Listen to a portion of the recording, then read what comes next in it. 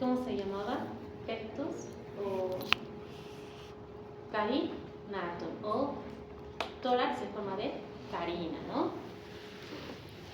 Y en vez de haber una protrusión hacia adelante, había una depresión, o sea que la extremidad inferior se acercaba ahí hacia atrás a la columna vertebral. Hemos dicho que se llamaba tórax en mudo, ¿no? O pectus excavatum. Ahora, ¿por qué se da? A ver quién ha hecho su tarea. Así le digo al doctor, a un punto más, doctora, que han respondido bien para su parcial. Nadie ha hecho la tarea. Ni modo, ¿no? Se ha perdido entonces. A ver, ¿sí? ¿A qué debido al crecimiento excesivo del tejido conectivo que va a unir al esternón con la costilla? Entonces, por eso Está bien. Así sencillo era, ¿no? Un clic como hacer esta tarea. Muy bien. ¿Y el otro?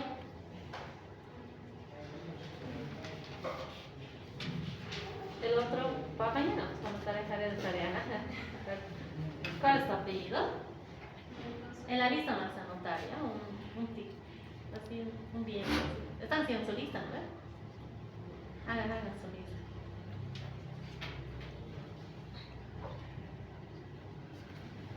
Entonces no se olviden, ¿no? Hemos dicho, se producen, son anomalías de la parte inferior del hueso.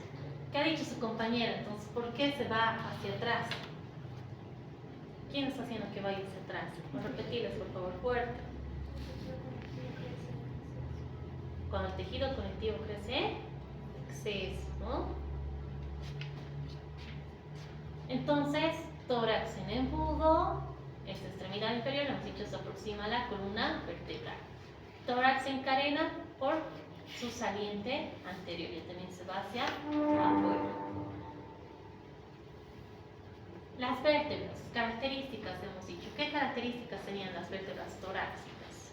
A diferencia de las cervicales y las lumbares. Ya la 1, hemos dicho, las apófisis espinosas. ¿Qué forma iba a tener? Ahí estamos viendo. ¿Qué forma tienen al finalizar? Rectangular, ¿verdad? Porque mira que estas son más cuadrangulares, ¿verdad?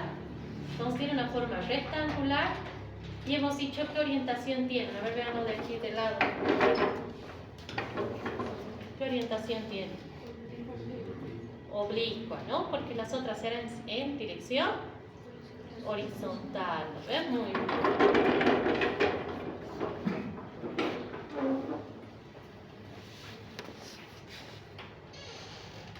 ¿Qué más? ¿Qué diferencia aparte? El cuerpo, ¿cómo era el cuerpo? Más circular, hemos dicho, ¿no? Porque el de las torácicas tenía forma de riñoncito, hemos dicho, ¿no? ¿Qué más? ¿Qué hemos hablado de las apófisis transversas? ¿Tuberculada o bituberculada? Tuberculada, ¿no? ¿Y el agujero raquídeo cómo iba a ser? El agujero raquídeo es circular, por si acaso, ¿no? Y se ha equivocado su compañero, ¿no? Porque triangular es de la cervical y de la lumbar, ¿no? Entonces, no se olviden, cuerpo medio es circular, apófisis transversa solo es tuberculada, la apófisis espinosa es rectangular de orientación oblicua y el agujero raquídeo circular, ¿verdad? Y bueno, las características que no nos teníamos que olvidar, y esto incluso nos va a servir para acordarnos de las costillas, porque las costillas tendrían que venir relacionadas con esas mismas vértebras, ¿verdad? Porque se articulan. Entonces, vemos que las vértebras atípicas torácicas, hemos dicho que es la torácica 1, porque tiene una carilla superior y tiene una hemicarilla inferior. A ver, les voy a ir adelantando. ¿Por qué creen que tiene una carilla superior? La T1, torácica 1. ¿Con quién le correspondería articularse? Con la primera costilla. Y la primera costilla en su cabeza solamente va a tener una carilla articular. Entonces, ¿no? Se va a articular con esta carilla. Ahora, la segunda costilla se articulará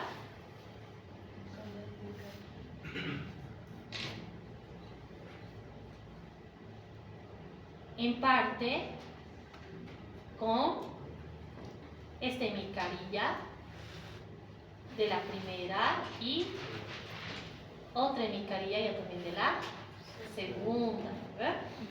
Ahora, T10, ¿por qué T10? T10 es importante, ¿por qué? Porque solamente tiene una sola carilla superior, entonces significa que esa costilla igual va a tener en su cabeza solamente una carilla igualmente articular, ¿verdad? T11 y T12, que estamos viendo aquí, que son, hemos dicho, las costillas flotantes. ¿Qué va a pasar con las costillas flotantes?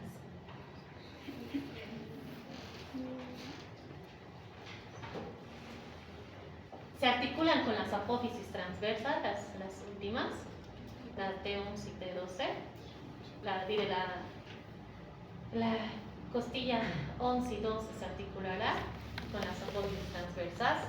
No, ¿verdad? Entonces, por eso la T11 y la T12 tienen una sola carilla y sin carilla en su apófisis transversa, ¿no? Esto ya hemos hablado. Costillas, entonces nos toca hablar, ¿no? Son huesos curvos, planos y alargados, ¿no?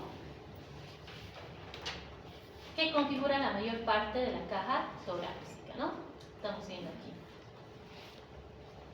Tienen un peso muy ligero, pero son extraordinariamente elásticas. Cada costilla se va a componer de hueso esponjoso inferior con médula ósea, o sea, tejido hematopoyético productora de células sanguíneas, ¿no?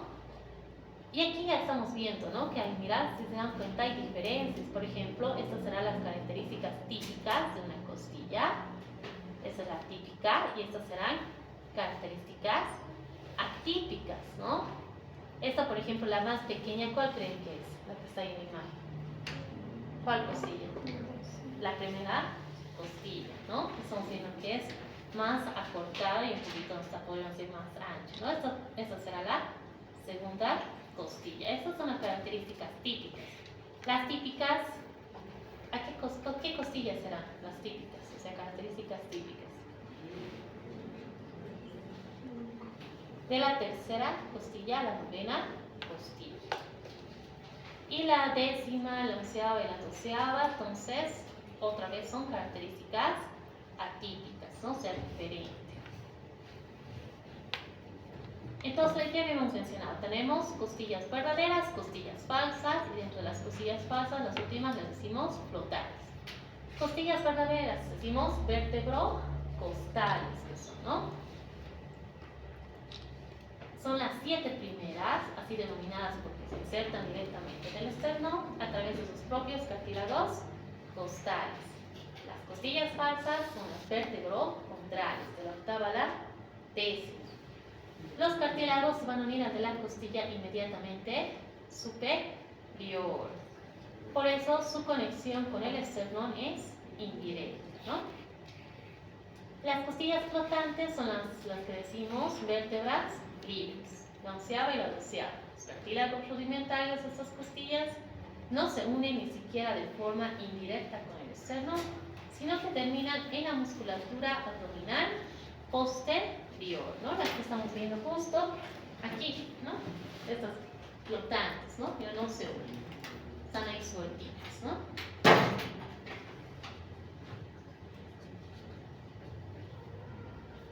Costillas típicas, entonces. Vamos a empezar a hablar de las costillas típicas, que es de la tercera a la novena. La cabeza, como estamos viendo aquí, en forma de uña vemos sus cabezas, ¿no? Si tiene una cabeza, todo lo que tiene una cabeza también tendrá un cuello, ¿eh? Entonces tenemos la cabeza, tenemos el cuello, tenemos un tubérculo y tenemos el cuerpo. Entonces no se olviden. Nuevamente, ¿qué hemos dicho que tenía? Cabeza, la cabeza tiene un cuello, van a tener un tubérculo y un cuerpo, ¿no? Todo esto va a ser su cuerpo. Ahora, la cabeza decimos que tiene forma de cuña. Las típicas tendrán una carilla o dos carillas articulares. Dos carillas articulares, ¿no? Que van a estar separadas por la cresta, va a tener una cresta esa cabecita, ¿no? Entonces, dos carillas articulares. El cuello comunica la cabeza con el cuerpo, ¿no? Entonces, el cuello comunica la cabeza con el cuerpo. ¿A qué altura? A la altura del tubérculo, ¿no? Estamos viendo el tubérculo, ¿no? Aquí, por ejemplo, estamos viendo el tubérculo. Igualmente del tubérculo del otro lado, ¿no? Y el cuerpo vemos que es un cuerpo delgado, plano y curvo.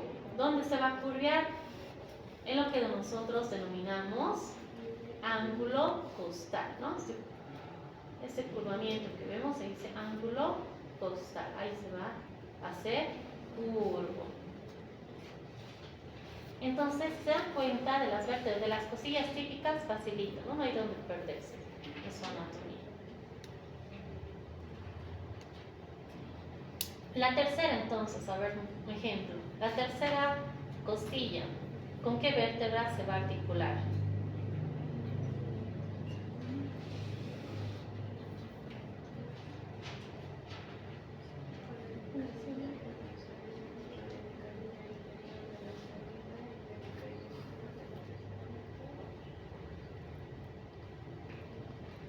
Está bien, como está diciendo su compañera. A ver, ¿han escuchado todos? Se articulará con su homóloga, ¿sí? O sea, la tercera vértebra torácica. La duda es si se va a articular con la otra carilla de la segunda o de la cuarta, ¿será? ¿Con qué carilla se articulará? De la segunda. Pero datito, saben que también se articula con las apófisis transversas. ¿Ven? Su tubérculo va a tener una carilla articular para articularse con las apófisis transversas. ¿Con qué vértebra se va a articular? ¿Con qué apófisis transversa de qué vértebra? Esa sería la pregunta, la tercera costilla. Con la apófisis transversa de la cuarta vértebra torácica. O sea, con la de abajo se articula, ¿no? Con la apófisis transversa de la de abajo y así sucesivamente, ¿no? Eso es como un ejemplito, ¿verdad? Ahora, las costillas atípicas. La primera, la segunda, la décima a la 12ª. La primera costilla, como estamos viendo aquí, es más ancha, es más pequeña, más corta y curva de las 7 verdaderas, ¿no? De las 7 costillas verdaderas. ¿Tendrá una cabeza? Sí, tiene una cabeza, pero datito. Tiene una o dos carillas articulares. Las típicas hemos dicho dos carillas articulares.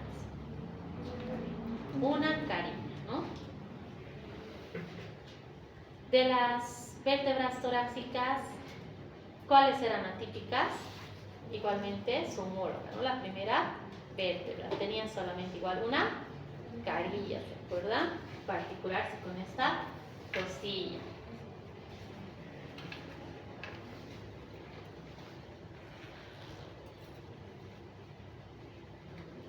¿Qué más vemos nosotros? Vemos aquí que va a presentar un tubérculo, que es un tubérculo del escaleno, o también llamado tubérculo de Lispra. ¿Por qué del escaleno? Ahí se va a insertar el músculo escaleno anterior. ¿Ve? Y este tubérculo del escaleno nos va a separar aquí, como estamos viendo, dos canales o dos surcos para la inserción, como estamos viendo aquí, de la arteria subclavia y por aquí de la vena subclavia, o sea, de la vena y arteria subclavia. Aquí vemos que igualmente tiene otro tubérculo también, ¿no? Porque no solamente se inserta el escaleno anterior, también ¿qué escaleno se inserta? El escaleno medio, ¿ves?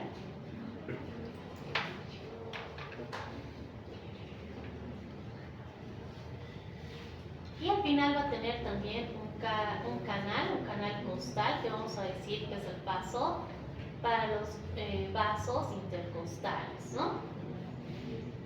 Ahora, la segunda costilla. Ahí estamos viendo la segunda costilla.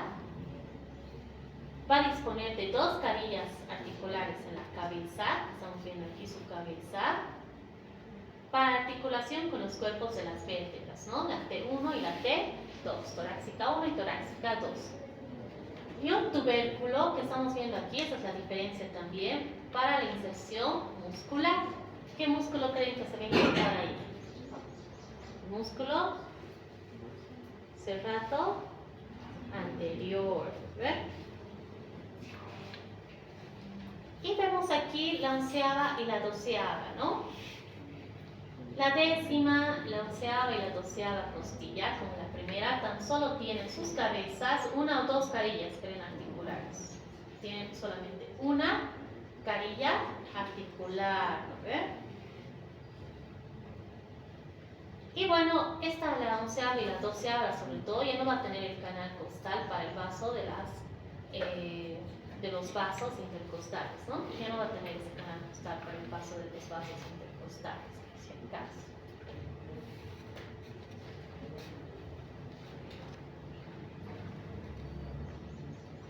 Bueno, articulaciones de la pared torácica. Ya hemos hablado, si se acuerdan, de las articulaciones. Ahora teníamos entre las vértebras, ¿no? Que decíamos articulaciones intervertebrales. Entre las costillas y las vértebras decíamos que eran las costovertebrales, articulaciones de las cabezas costales, y articulaciones ahí teníamos costotransversas, ¿verdad? Con la apófisis transversa, ¿no? Costillas y cartílagos costales decíamos que eran articulaciones costocondrales. Los cartílagos costales también llamamos las articulaciones intercondrales. Del esternón y los cartílagos costales, esternocostales. Del esternón y la clavícula, esternoclaviculares. En el esternón, hemos dicho, entre su manubrio y el cuerpo, manubrio esternal. Entre el cuerpo y la apófisis o el conducto cifoideo, cifoesternal.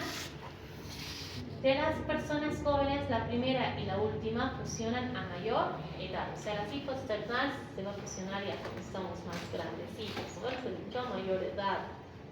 Estamos hablando de más de 20, así casi de los 30 años y es así. Se van recién terminando de fusionar. Bueno, esto es un resumen que tendrían que aprender, ¿no? De todas las articulaciones, ¿no? Y eso ya ustedes ya por las características que ya saben que tiene cada tipo de articulación, ya saben de qué tipo es, ¿no? Entonces eso ya no se necesita repasar. Bueno, ahora sí, hablando un poquito ya también de la aplicación clínica, ¿no? Estamos hablando de luxación de las costillas. ¿A qué nos referimos con luxación, chicos? ¿Qué es luxación? Ya se sale de su sitio, dicen por aquí, ¿verdad? En términos generales, ¿verdad? Entonces, una luxación costal, o también llamamos síndrome de la costilla deslizante, porque se va a deslizar de su lugar, es el desplazamiento de un cartílago costal external, es decir, la luxación de una articulación externo-costal o el desplazamiento de las articulaciones intercondrales, ¿no? Que se puede dar en deportes de alto contacto físico, ¿no? Son frecuentes estas luxaciones exclusivas. Complicaciones: puede haber compresión o daño de los nervios, vasos y músculos adyacentes que se encuentran relacionados, ¿no? Suele ser unilateral y también puede afectar a la octava, novena y décima costillas, ¿no? Daño a estructuras subyacentes como el diafragma, el hígado o ambas incluso se puede dañar, ¿no? Y sobre todo el paciente nos va a venir diciendo que tiene un dolor intenso, ¿no? Sobre todo a la inspiración, ¿no? Al meter el aire, ¿no? Una inspiración profunda le duele muy fuerte. La lesión determina que aparezca un bulto en la zona desplazada. Si no ha habido ese desplazamiento de este cartílago costal externo, ahí vamos a ver un bulto, ¿no? Ahora, la separación de las costillas se refiere a la luxación de una articulación postocondral entre la costilla y su cartílago costal. Las separaciones de la tercera a la décima costilla suelen conllevar un desgarro pericondrial y periósico, ¿no? Y estamos viendo esta parte, estamos mencionando, ¿no? De la tercera a la décima. En consecuencia, ¿qué va a pasar? La costilla se mueve hacia arriba y cabalga en la costilla superior, provocando un intenso dolor. Y bueno, ahora nos toca músculos lectores, ¿no? Ya no se tiene. Antes de que se vayan, estoy tomando de usar, ¿ya? Porque no se tienen que olvidar la relación, ¿no? Sobre todo cuando estamos viendo la primera costilla, con qué estructuras está relacionada.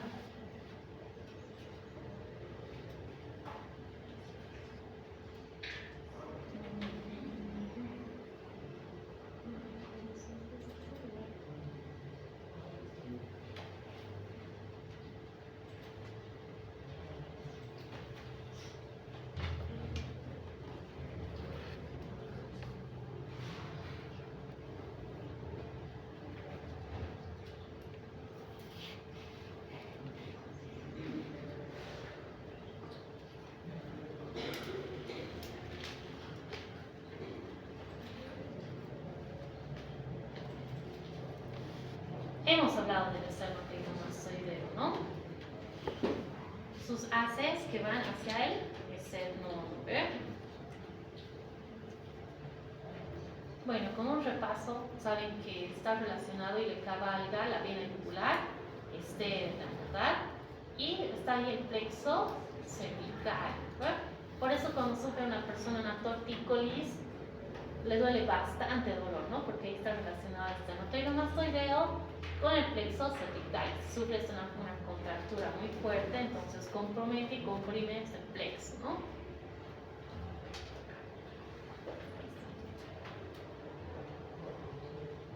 ¿Qué costilla está ahí? ¿Qué costilla es, chicos? La primera, ¿no? La primera costilla. Esta segunda costilla, ¿no?